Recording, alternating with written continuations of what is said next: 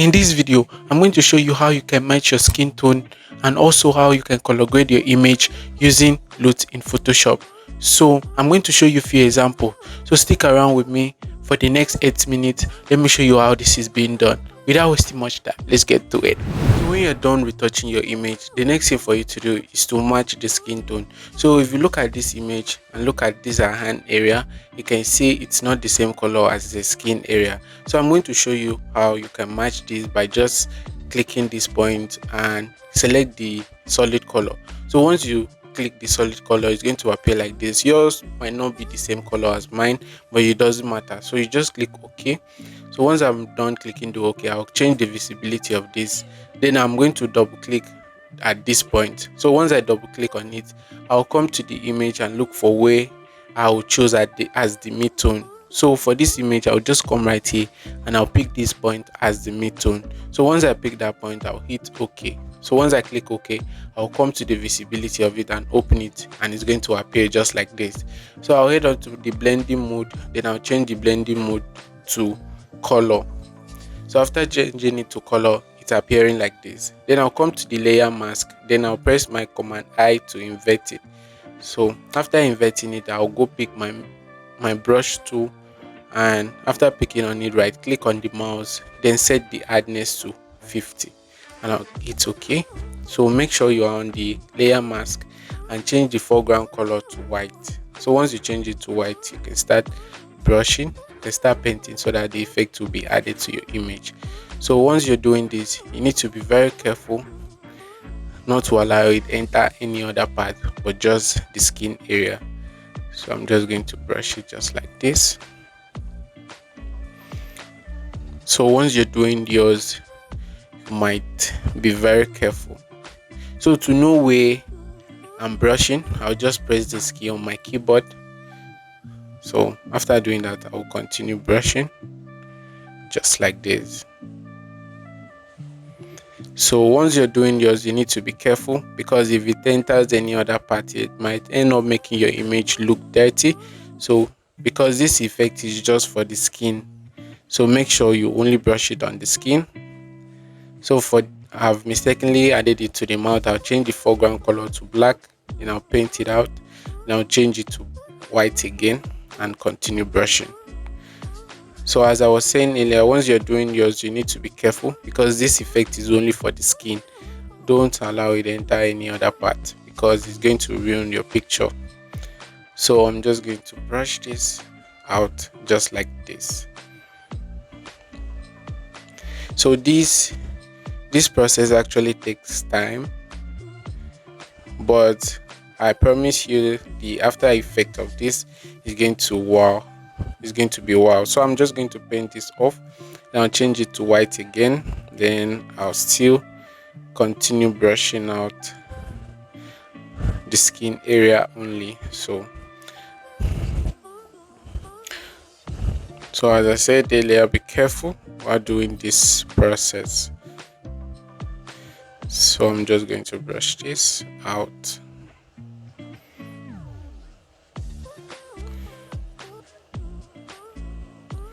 So once I'm done, I'll still go back to that key on the keyboard.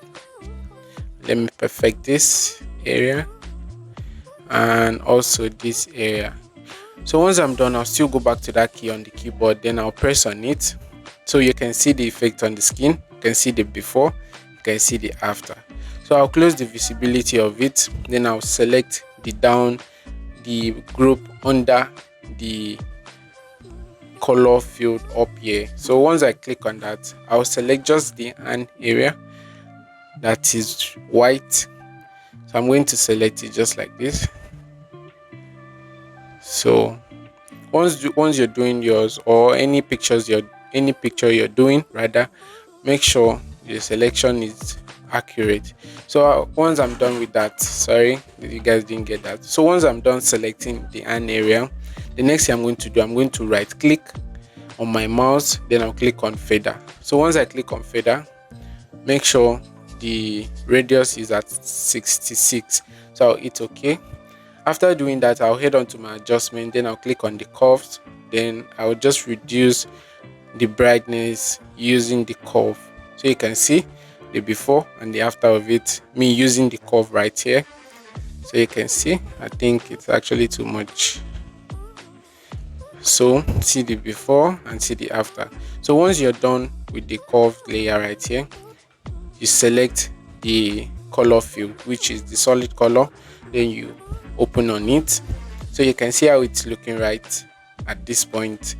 So even now the hand area is still white. I'll still come back to the curve, then I'll darken it a bit. So once I'm done, I'll still come back to the solid color layer. So you can see how it's looking right there.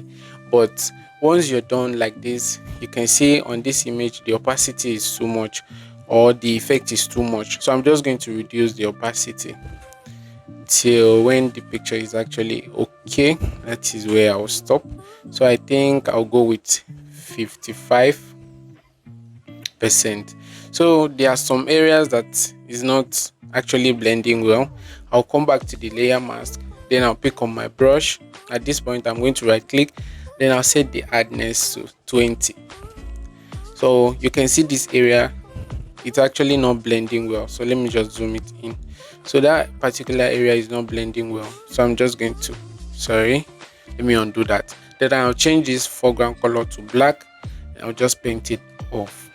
Not, I'm just painting the A area off so that it's going to blend very well. So you can see how it's blending now.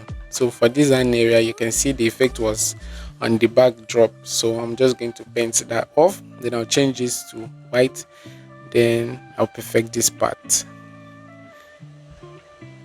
So, and also these are ear area. And I'll zoom it out so you can see, look at the before and this is the after. So this is the before and this is the after. So once I'm done with the two like this, I'm just going to select the two of it, then I'll drag it to this point to group the two adjustment I've done. Then I'll rename this as matching. So I just name this as matching skin tone. So let me show you guys the overall before and after. This is the before and this is the after. This is the before and this is the after. So once I'm done here, the next thing is the final color grading, which I'm going to use this my LUT right here. So it's actually displayed on the screen. So to add on this image to make the color grading really amazing. So to do that, I'll come to the color lookup on the adjustment and I'll click on it. So once I click on it, make sure you head on to your load 3D LUT. I'm going to press it, then I'm still press load 3D LUT. So on this, let me locate where I have the LUT on my system, just like this.